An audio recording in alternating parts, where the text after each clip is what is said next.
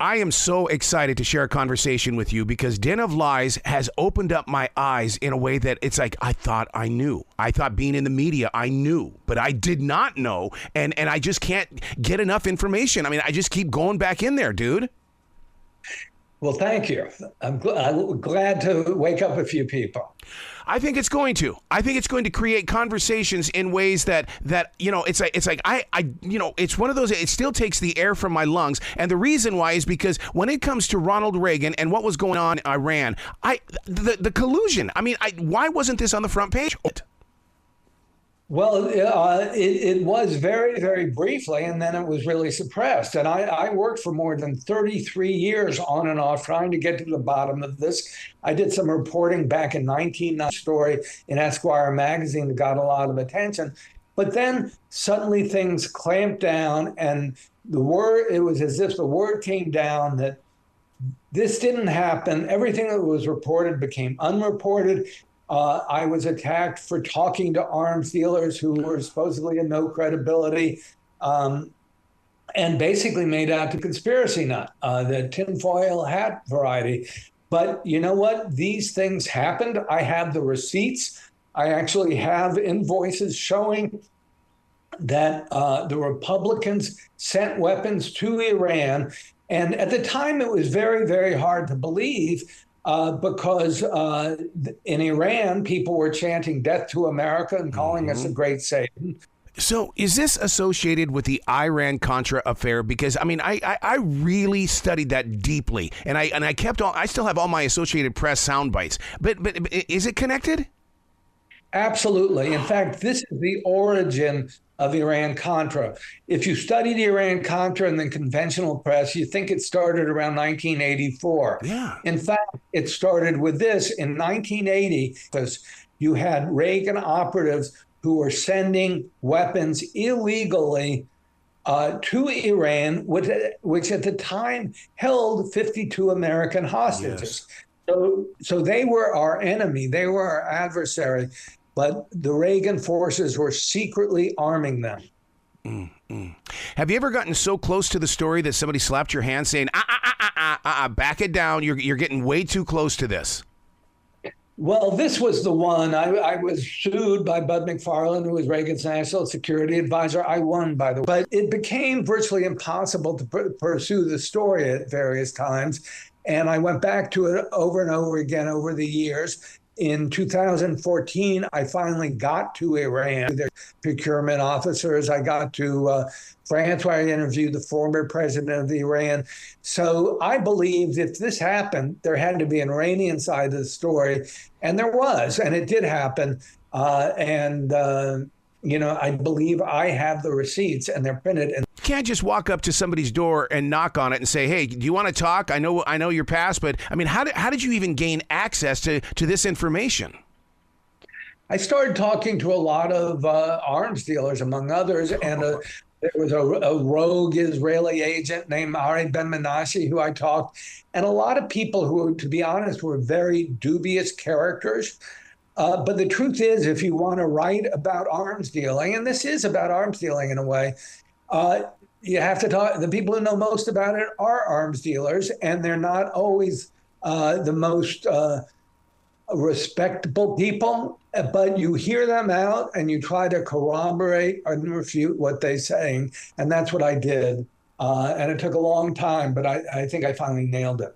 How can something so illegal be looked upon as being legal? I mean, because it just seems like it's just been swept underneath the carpet.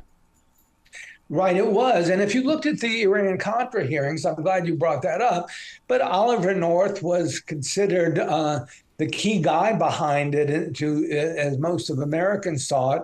And to some people, he became a hero, really, a matinee idol, or at least a media star in a way. And I don't think the Republicans, I don't think it was ever explained to Americans what was really going on, that they're, the back history. Americans have a real problem acknowledging our dark history. Yeah. And the press, to me, failed miserably in doing this and covering it. both when it happened in 1980 and when it started being investigated in the early 90s. I got to tell you something, Craig. I have so much compassion for Jimmy Carter because after reading this book, I want a second term with him because look at what he has done for the world, not being the president of the United States. Precisely. You know, he just celebrated his 100th birthday. And he went out of office, and some people were laughing at him as a weak president who allowed us to be humiliated by Iran.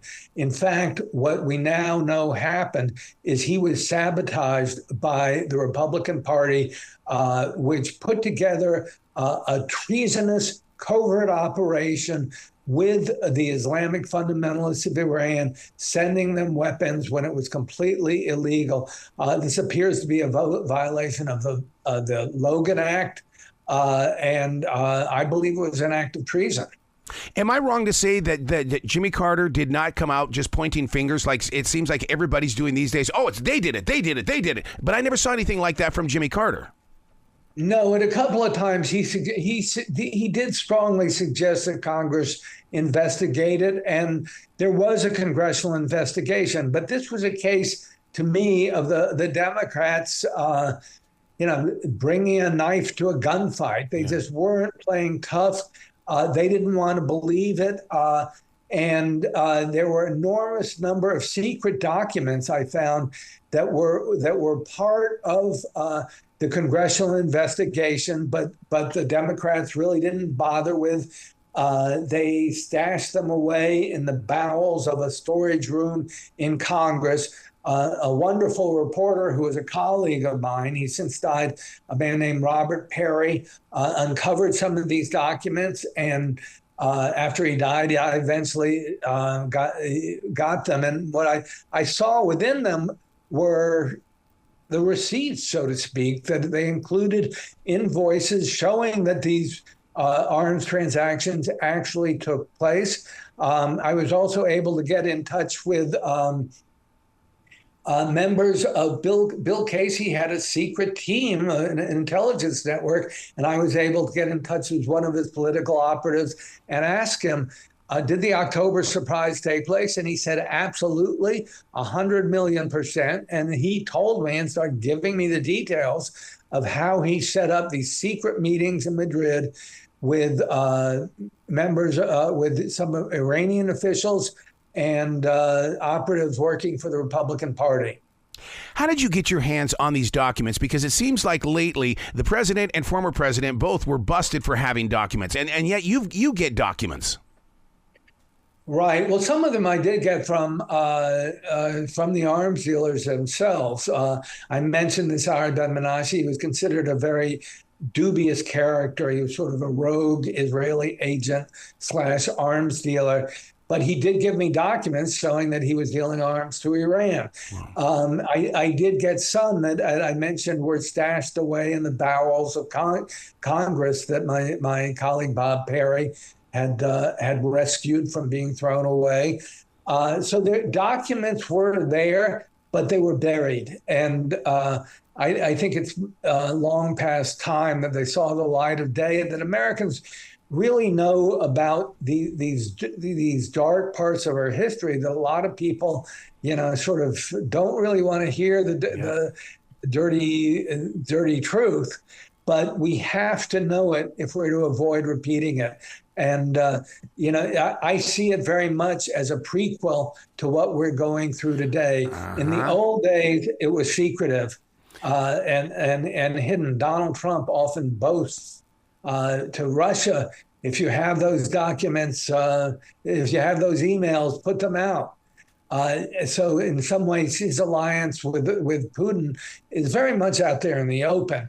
This was secret, and that's the big difference between what happened 40 years ago and today. Yeah, right from the very beginning of this book, you can't help but sit there and start comparing the notes from today, saying, oh, my God, it's happening again. Oh, what am I going to learn? But what can I be? Because we all have to have a voice and we have to activate ourselves. But you're absolutely right. There is a connection still going on here, and it makes me just want to question everything.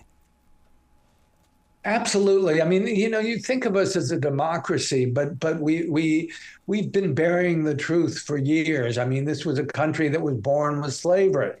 When Thomas Jefferson said all men are created equal, he didn't include African Americans. He didn't include women. Yeah. He didn't include 6 children he'd had with his former slave. And those are the parts that we don't like to talk about, what's hidden. And I think this is something that took place early in my lifetime, early in my days as a reporter, and I've always wanted to uncover the truth. It's sort of been my white whale, as it were, something that people wanted hidden, a truth that no one wants to address. But I believe it has to come out if we're truly to function as a democracy and have fair elections. You know, having so much dedication and loyalty to bringing out the truth, how did you get by those editors and bosses who always say, you're on our platform, this is the way we need to present it, come on, you've got to go our way, use your fancy words and make it happen? Well, I didn't always. I did, it's interesting. When I went to Esquire magazine, we did the story and they were terrific and it was all published. Wow. But when I went to Newsweek, bam, things, it was all shut down. And at the time, Henry Kissinger was another contributor to Newsweek.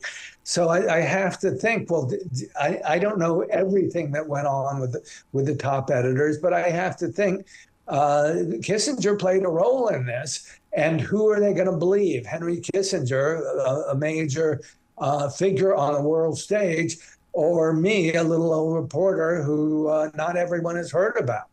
Your book is filled with so many great quotes and thoughts, and one of them that really got inside my heart: if we don't like it, we must come to terms with it. It's like, whoa, take 2 steps back. Let's figure this out again. Right. I mean, it's such an ugly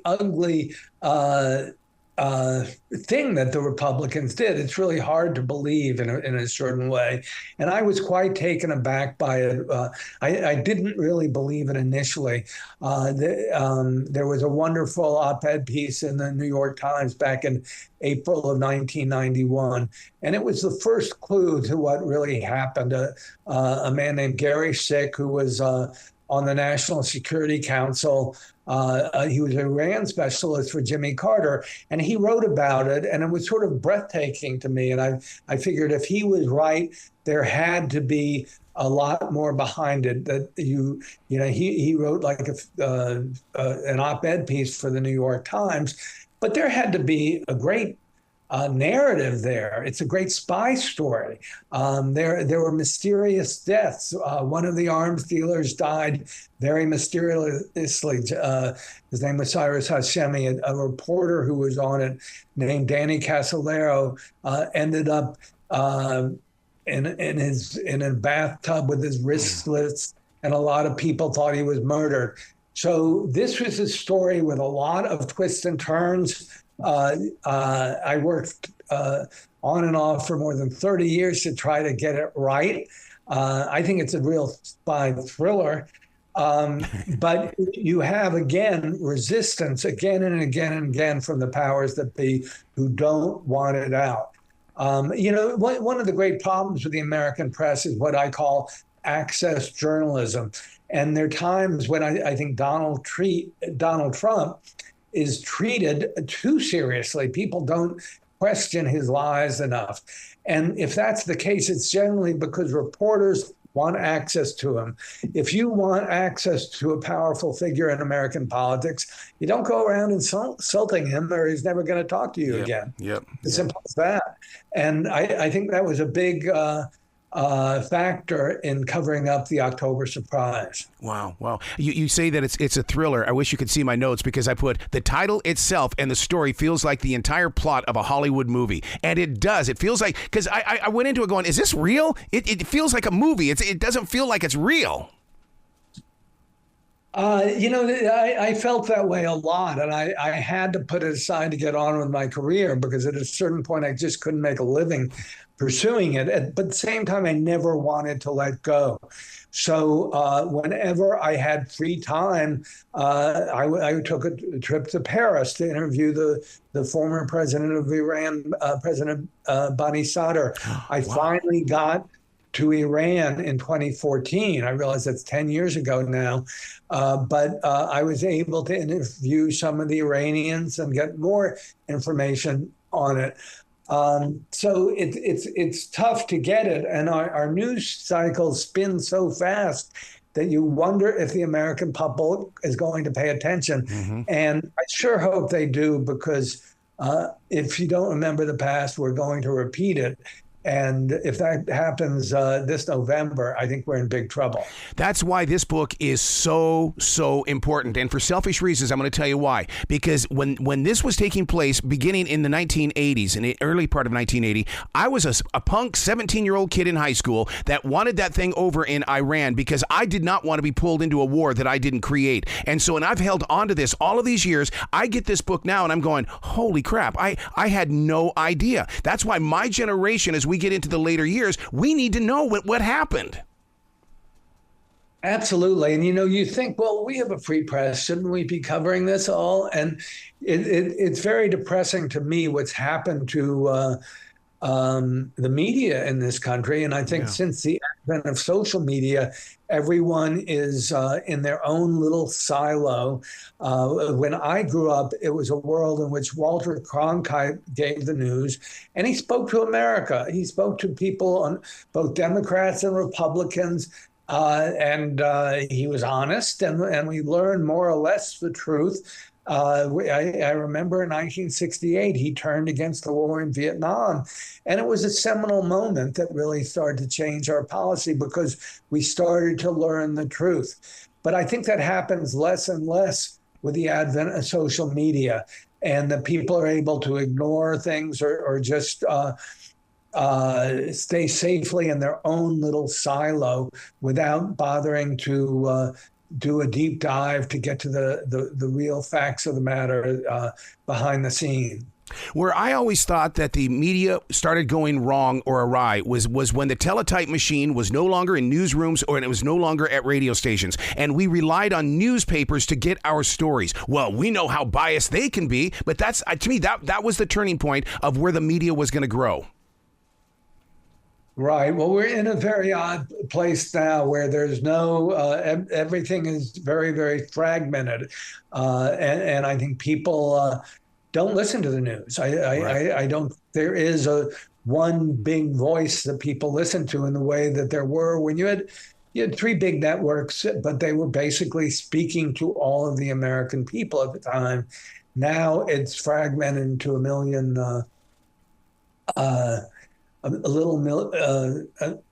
little voices. You know what's really interesting about what you've done here, Craig, is the fact that you've taken all of this history, all of these documents that you've got, and you've now set it free inside this book. That means that even if they come in there and they take your information, it's already out here. We're all going to know it. Well, I hope so. I mean, at the same time, it's it's hard having a voice loud enough that it makes an impact on the American people as a whole. And that doesn't always happen. That is, you can have a book out there and it gets buried. But I think this is an important part of our American history that we have to understand. And it's especially important as we approach another presidential election, that people have to know the truth. They have to know that the Republicans have sabotaged presidential elections, or they've intervened with it again and again and again. And I go into this in my book a lot, but they did it in 1968. In 1972, you had Watergate. This book is about what really happened in 1980. In 2000, you had the Brooks Brothers riots again. Mm-hmm. So had problems with our elections repeatedly. And, as we approach this election, it's hard to believe we will go through this entire month of October with no malfeasance in the election. And we have to be alert for that. And that's one reason we have to understand the past. We absolutely do. And I totally believe in that. So now, did you have to go through an editing process with the government in order to release this? Because I know many men and women who serve our nation, when they write books, they've got to send it through the government. No, I didn't. Well, I'm not Wow. with the government anymore. I guess if I'd been with the CIA, I probably would have. But I was able to get classified documents that had been stashed away in the bowels of Congress as part of the congressional investigation. I mean, there is material in this that was classified, but I didn't get it as being part of the CIA.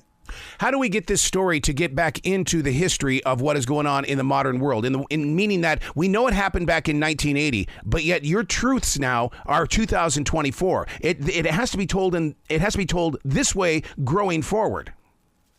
Yes, it does, and I mean, I think when we dealt with the 2016 election and the attempts in 2020 to undermine the election, I think the January 6th Commission did a pretty good job of recreating what happened with the events leading up to January 6th.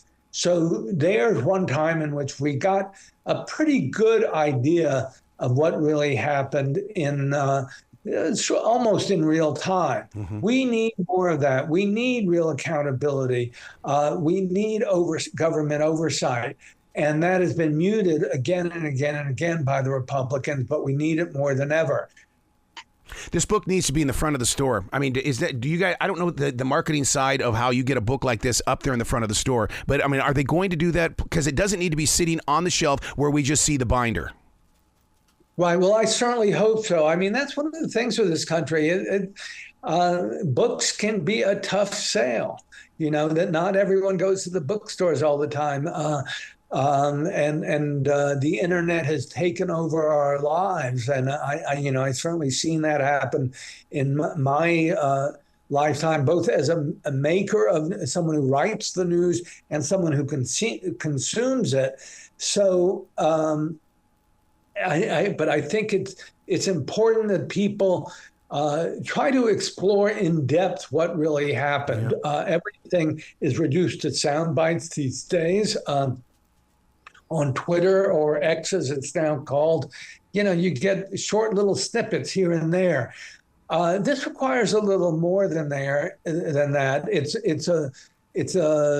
To me, it's a spy thriller. It's with a very sophisticated and complicated narrative. But you see a secret spy ring put together by Bill Casey. He's the Republican campaign manager. And while he's running a presidential campaign with one hand, he's got a covert operation going on with the other, and he's got to get away with it. Imagine, if you can, running a presidential campaign, a winning one at that, with one hand, and then secretly trying to get millions and millions of dollars of weapons to a hostile foreign power when you're a private citizen, you're not even in the government. And that's what the Republicans did. It's extraordinary. I can't thank you enough for this book. I just really can't. And you got to come back to the show anytime in the future. The door is always going to be open for you. Well, thank you. I'd very much like to come back. Excellent. Well, you be brilliant today, okay, sir? Thank you. I appreciate your time.